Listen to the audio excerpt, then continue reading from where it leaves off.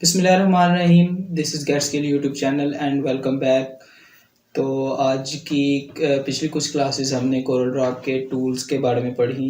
ये क्लास लाने में थोड़ा सा टाइम लग गया, थोड़ा सा बिजी था इसकी वजह से। तो आज की क्लास में हम इंशाल्लाह कोरल ड्रॉ के पॉलीगॉन टूल के बारे में पढ़ेंगे कि हम पॉलीगॉन टूल के साथ किस तरह काम कर सकते हैं।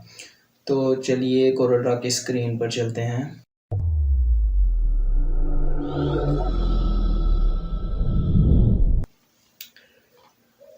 जी, तो हम कोरल ड्रॉ की स्क्रीन पर आ चुके हैं। तो आज हम टूल बार में पॉलीगॉन टूल के बारे में पढ़ेंगे। पॉलीगॉन टूल को पिक करने की शॉर्ट की है जो वो वाई है। आप कीबोर्ड से वाई प्रेस करें या यहाँ से भी इसको पिक कर सकते हैं। अगर आप कीबोर्ड से वाई प्रेस करते हैं तो ये आपकी एक पॉलीगॉन टूल को पिक कर लेगा। उसके बाद पॉलीगॉन टूल का इस्तेमाल क्या है, हम इसको कैसे इस्तेमाल कर सकते हैं। अगर तो मैं ड्रैग करके यहाँ इसको बनाऊँ तो ये एक इस तरह की शेप क्रिएट करेगा। अब इसके यहाँ पे 5 पॉइंट हैं, जहाँ 1 2 3 4 और 5। मैं इन 5 पॉइंट्स की मदद से इसकी शेप को चेंज कर सकता हूँ। अगर आप प्रॉपर्टी बार में देखें तो कुछ ज़्यादा चेंजेस नहीं हैं, जस्ट इसकी आउटलाइन है और उसकी विड्थ है, और यहाँ से इसके पॉइंट्स कम ज़्यादा हो सकते हैं। अगर मैं यहाँ से ऊपर की तरफ जाऊँ तो इसमें पॉइंट ऐड होते जाएंगे।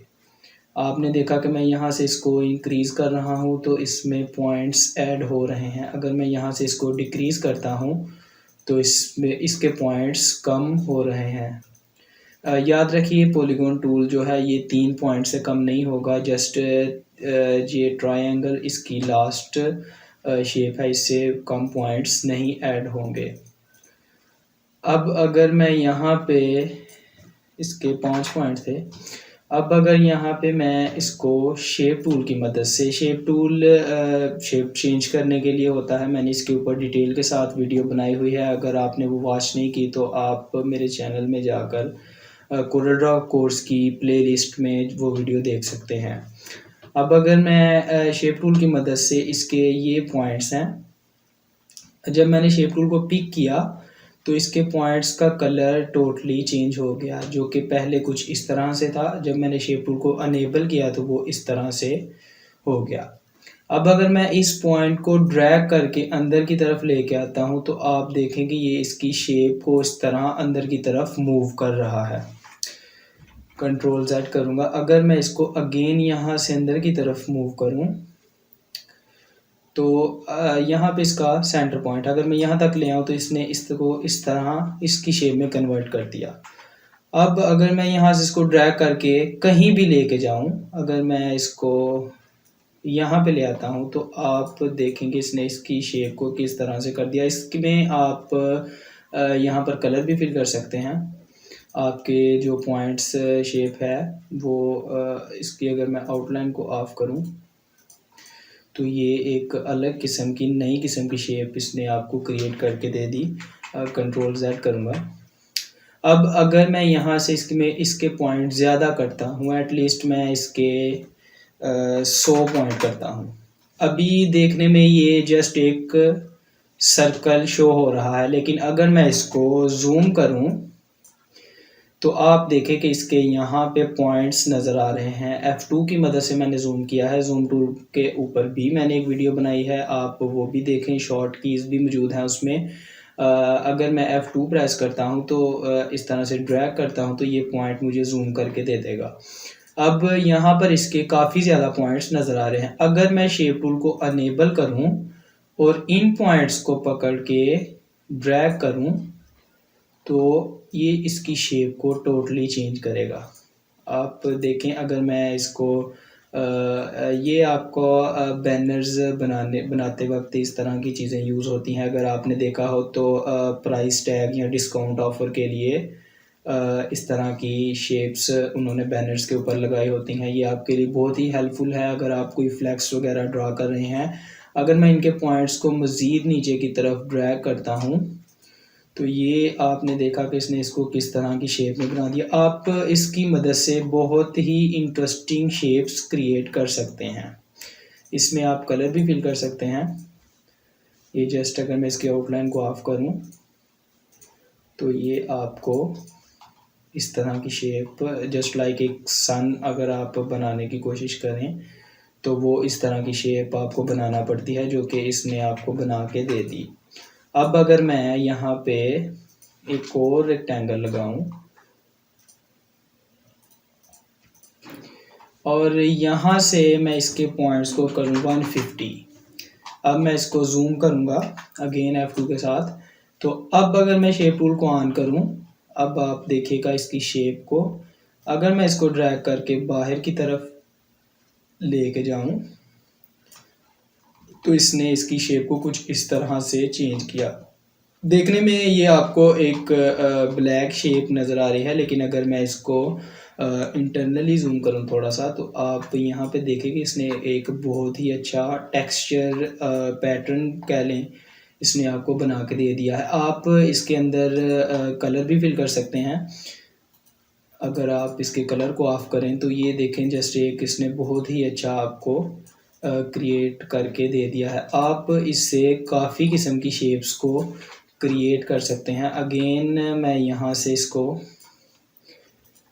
रेक्टेंगल क्रिएट करूँगा और यहाँ से इसके पॉइंट्स को 100 तक लेके जाऊँगा, जूम करूँगा और यहाँ से इसके पॉइंट को पकड़ के मैं इस तरह ड्रैग करूँगा। अगर मैं बाहर वाले पॉइंट को चाहूँ तो मैं उनको भी ड्रैग कर सकता हूँ। अगर अंदर वालों को चाहूँ तो मैं इससे काफ़ी इंटरेस्टिंग किस्म की शेप्स को क्रिएट कर सकता हूँ। अब अगर मैं इसके पॉइंट्स को पकड़ के बाहर की तरफ ड्रैग करूँ और अब छोड़ूँ तो आप इसमें अगर जब कलर फिल करने का मकसद ये है कि आपको नज़र आए कि क्या चीज़, क्या शेप बन रही है। अब अगर आप इसको देखें तो जूम करके दिखाता हूँ, इसने एक बहुत ही अच्छी किस्म का टेक्सचर क्रिएट करके दे दिया है आपको। आप इस टूल की मदद से काफ़ी इंटरेस्टिंग शेप्स को क्रिएट कर सकते हैं। अब अगर मैं यहाँ पे यहाँ पे एक और चीज़, अभी मैं शेप क्रिएट कर रहा था तो आपका फिल ऑटोमेटिक हो रहा था। अगर मैं यहाँ से जाकर फिल को ऑफ़ कर दूँ तो वो फिल ऑफ हो जाएगा। अब अगर मैं शेप लगाऊँ तो वो इसमें फिल नहीं होगा। इसके ऊपर ये अभी नेक्स्ट क्लासेस में आपको इसके बारे में गाइड किया जाएगा। अभी के लिए जस्ट मैं पॉलीगॉन टूल को एक्सप्लेन कर रहा हूँ। तो अगर इसके साथ अगर मैं यहाँ पे एक और शेप क्रिएट करूँ और इसको यहाँ से 100 करूँ तो ये शेप जो मैंने क्रिएट की ये तो जस्ट आपकी एक लाइन की शेप की तरह की शेप्स हैं। अगर मैं इसको राउंड शेप में करना चाहूँ तो वो मैं कैसे कर सकता हूँ। अगर मैं जूम करूँ इसकी ये पॉइंट पे क्लिक करूँ या इस लाइन पे क्लिक करूँ तो यहाँ पे कुछ चेंजेस आई हैं मेरे क्लिक करने के बाद। अगर मैं क्लिक करता हूँ यहाँ पे तो यहाँ पे कन्वर्ट टू कर्व का ऑप्शन भी आया है। अगर मैं कन्वर्ट टू कर्व करूँ तो आपने देखें कि यहाँ पे दो छोटे छोटे एरोज शो हुए हैं। अगर मैं इसको भी कन्वर्ट टू कर्व करूँ तो यहाँ पे एक और एरो शो होंगे। अब मैं इन एरो की मदद से इसको राउंड शेप भी कर सकता हूँ। अगर मैं आप देखें कि मैं जस्ट एक एरो को मूव करता हूँ, बाकी के एरो ऑटोमेटिक ही मूव हो रहे हैं। ये देखें इसके पूरे एरो मूव हो रहे हैं। ये जस्ट लाइक एक गियर शेप की तरह बन गया है कि आप किसी वर्कशॉप का लोगो अगर क्रिएट करें तो आप इसका इस्तेमाल वहाँ पे कर सकते हैं, क्योंकि इस तरह के लोगोज वर्कशॉप के लिए काफ़ी ज़्यादा यूज़ होते हैं। अगर मैं इसको नीचे की तरफ ले आऊँ और इसको ऊपर की तरफ ड्रैग करूँ तो ये आपको हर पॉइंट से एक नई शेप देगा। अब अगर आप इसको देखें तो इसने एक अलग किस्म की गोल राउंड शेप में इसको करके दे दिया। अब भी अगर मैं इसको पॉइंट से मूव करना चाहूँ तो मैं इसको पकड़ के कहीं से भी मूव कर सकता हूँ। ये आपकी एक अलग किस्म की शेप, अगर आप इसको जूम करके देखें तो ये देखें इसने इसको एक अलग शेप में क्रिएट करके दे दिया। इन पॉइंट्स को भी मैं मूव कर सकता हूँ, उसके अलावा नीचे वाले पॉइंट्स को भी मैं मूव कर सकता हूँ। इससे एक अलग किस्म की शेप बन सकती है। इसके बाद ये जस्ट एक आउटलाइन है, मैंने इसको फिल नहीं किया। अगर मैं इसको फिल करूँ यहाँ से तो इसकी आउटलाइन को ऑफ करूँ तो फिर ये आपको अपनी असल शेप दिखाएगा। ये देखें, एक बेहतरीन किस्म का टेक्सचर क्रिएट हुआ है। इसके बाद आप इसकी मदद से एक बॉक्स शेप भी क्रिएट कर सकते हैं। अगर मैं यहाँ से इसके पॉइंट को ज़्यादा करूँ और यहाँ से अगर मैं इस लाइन पे डबल क्लिक करूँ तो इसने मुझे एक नया पॉइंट ऐड करके दे दिया। अब ये नया पॉइंट मैंने सिर्फ यहाँ पे डबल क्लिक किया, लेकिन इसने इस पूरी शेप में डबल पॉइंट को ऐड कर दिया। अगर मैं आप इस यहाँ पे देखें तो पॉइंट्स मौजूद नहीं है। अगर मैं इस लाइन पे डबल क्लिक करता हूँ तो यहाँ पे भी इन पूरी लाइन के ऊपर पॉइंट्स ऐड हो गए। अब ये आपकी एक बॉक्स शेप भी बन सकती है, एक रियल जो गियर होता है उसकी शेप भी बन सकती है। आप यहाँ जहाँ पे भी पॉइंट ऐड करेंगे ये आपको पॉइंट्स ऐड करके दे देगा। आप इसकी शेप को कहीं से भी चेंज कर सकते हैं, किसी भी पॉइंट की मदद से टोटली चेंज कर सकते हैं। अगर मैं इसको यहाँ तक मूव करूँ और इसको यहाँ पे मूव करूँ तो ये टोटली इसकी शेप को इस तरह से चेंज करेगा। अब अगर मैं इसके अंदर आपको कलर को फिल करके दिखाऊं और आउटलाइन को ऑफ करूं तो आप ये देखें कि इसने इसमें एक अलग किस्म का डिज़ाइन आपको क्रिएट करके दे दिया है।